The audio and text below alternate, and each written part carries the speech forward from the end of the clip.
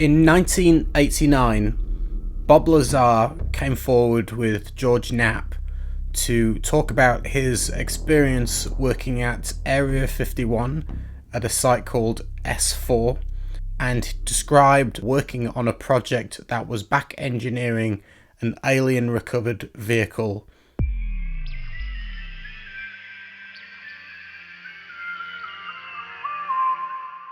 If you're not familiar with his story, there'll be a new documentary coming out hopefully in the next month or two called S4. I'll leave the trailer in the description for you. In this video, I'm not going to go over the history of Lazar's story, but what I want to focus on specifically is, did Bob Lazar see an alien while working at S4? This topic comes up now and again on podcasts. It was mentioned on the Joe Rogan podcast.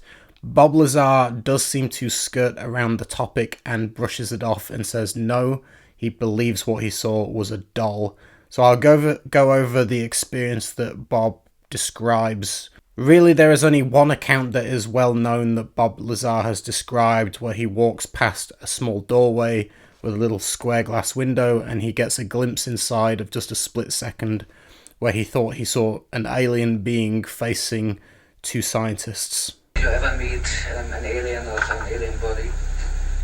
Other than in pictures, no. I've mentioned several times that I'd walk through an area and looked in a small window and saw something small there, but I really can't say that was an alien body. A lot of people jump on that and say, yeah, you must have seen an alien, but there's just as much chance that they were trying to figure out the size difference and how the seats fit a body, and they had made up a small mannequin or something. I didn't see anything moving around alive, so I always say no, I have never seen a living alien.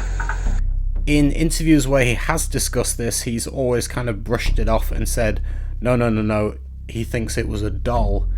However, Bob Lazar had a close friend in John Lear. John Lear was a pilot and had a whole host of qualifications and achievements in his flying career. He's also the son of the family that created the Lear jet. John Lear in his later life did become more well known for what you might call conspiracy theories, and is sometimes disregarded because of that, because he got behind some kind of quite wacky, crazy, out there ideas, which is why a lot of people kind of tune out and don't bother to regard what he says, to be quite honest. However, we're talking about a friend of Bob Lazar, and I genuinely don't believe that John Lear is lying in his account that he recalls. Lazar trusted John Lear enough to be one of the very few people he took out in his car to the desert to see a test flight of the alien craft that Lazar was working on, and it was test flown at a Wednesday night. He physically drove John Lear out there to watch it with him, which is recorded on film. Good evening, this is John Lear, and today is March 22nd, 1989. We're standing just about 8 miles due east of Groom Lake, Nevada, the super government secret test site. And just a few minutes ago, we saw one of the government extraterrestrial UFOs fly over there. We all watched it for about 7 or 8 minutes. Right here I have my Celestron scope. It's 8 inches, and I had it focused in for about 15 seconds and saw for myself that in fact it was a disc. We're going to stay here for another couple hours here to see if we can show you folks an actual extraterrestrial flying saucer being flown by the government. So if you just stand by, and we'll be looking over that mountain, which is where they are. They also come over here, which is over at Bald Mountain. There's some lights over there which you can't see, but there are a number of trucks. We don't know whether they're looking down here or what they're doing up there, but we managed to get in here. We're standing on public land. It's completely legal where we are. And if you'd like to come here later in the show, we'll tell you exactly how to get here. Well, you can mention who's with you, John. We have Bob Lazar, and we have Jackie Lazar, Bob's wife, and we have Gene Huff. And this mission was organized tonight by Bob Lazar, who is a theoretical physicist who works at Groom Lake.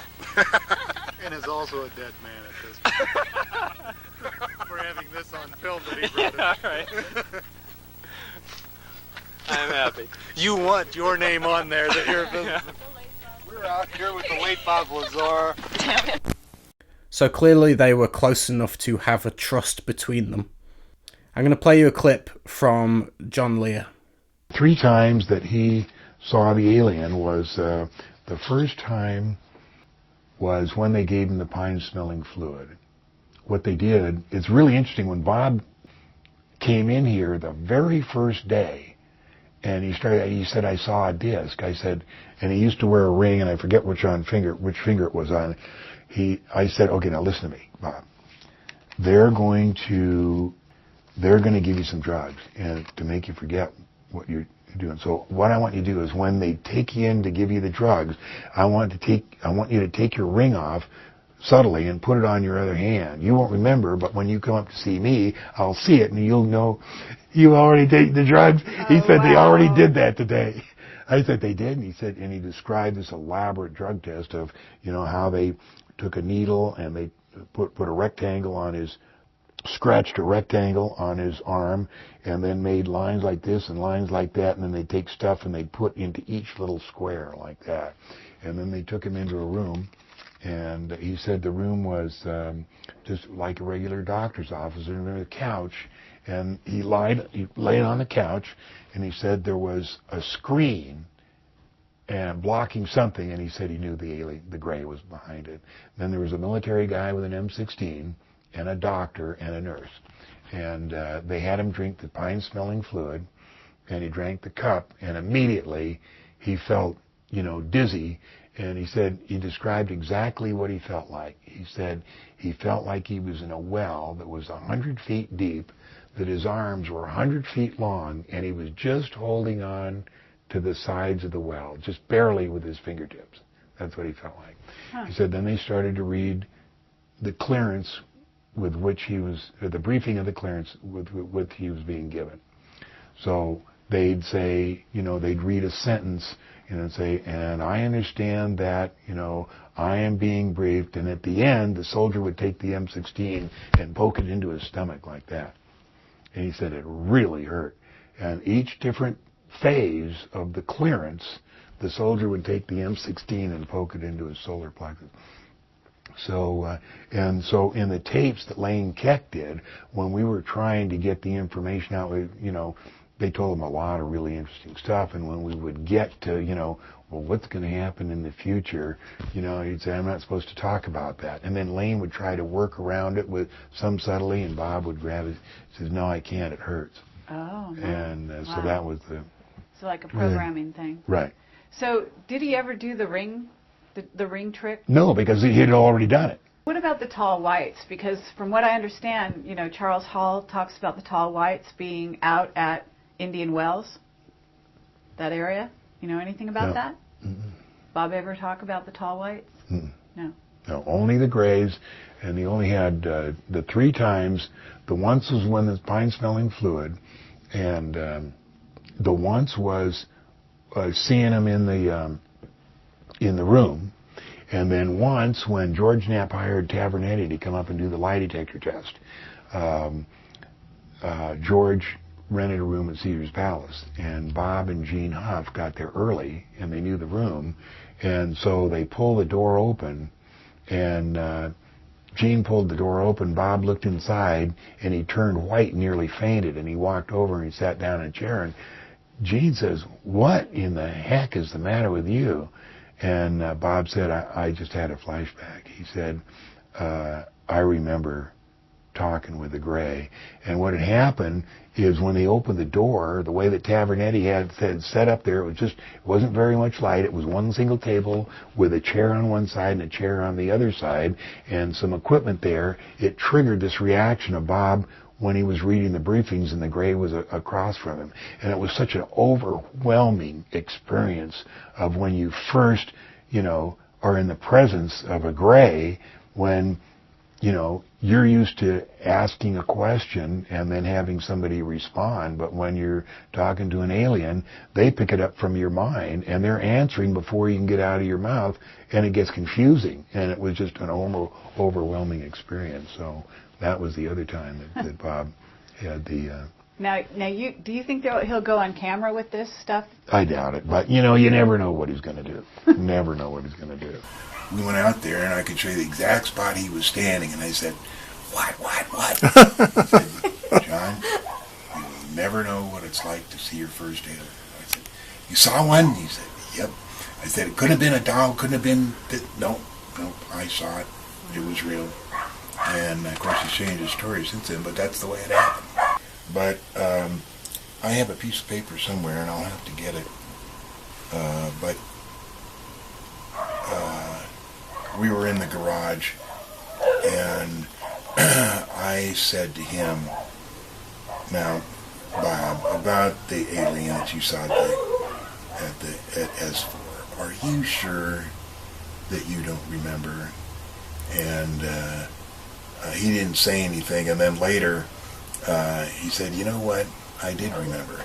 And so I had him write that down on a piece of paper, and I have it somewhere here. But wow. What it says is, I remembered, and signed it Bob Lazar and the date there. And wow. It doesn't say what he remembered, but I know what he said. Yeah, exactly. Yeah. The two extra accounts that John Lear mentions has never been heard outside of Lear.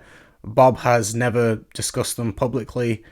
I do believe that John Lear was honest, just a personal opinion, but I don't believe he's making it up. I think it was a genuine conversation between him and Lazar, and that is something that happened.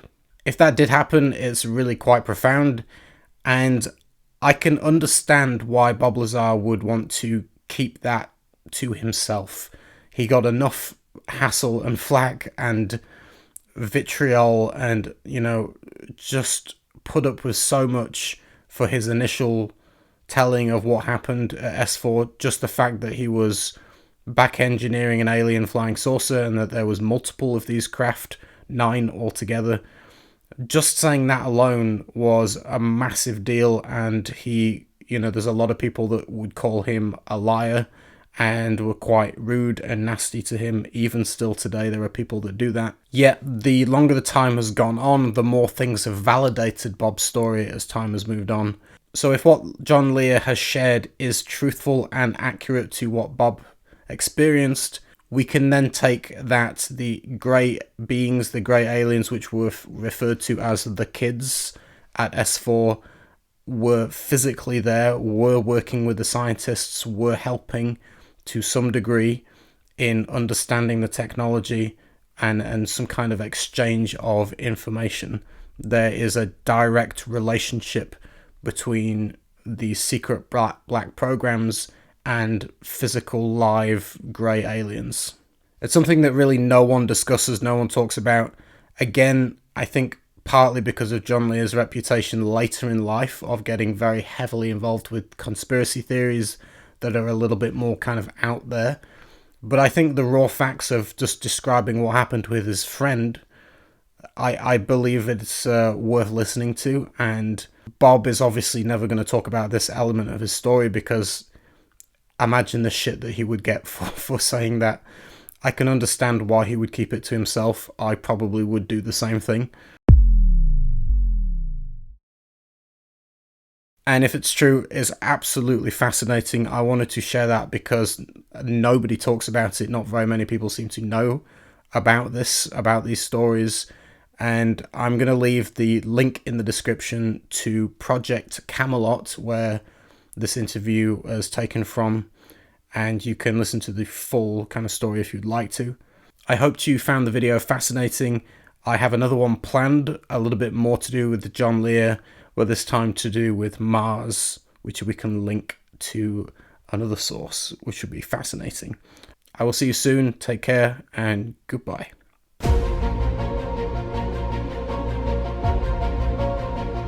Obviously, the ET craft do exist.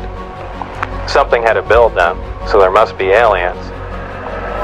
And since there are and the craft are there must be some sort of factory. and an entire civilization somewhere.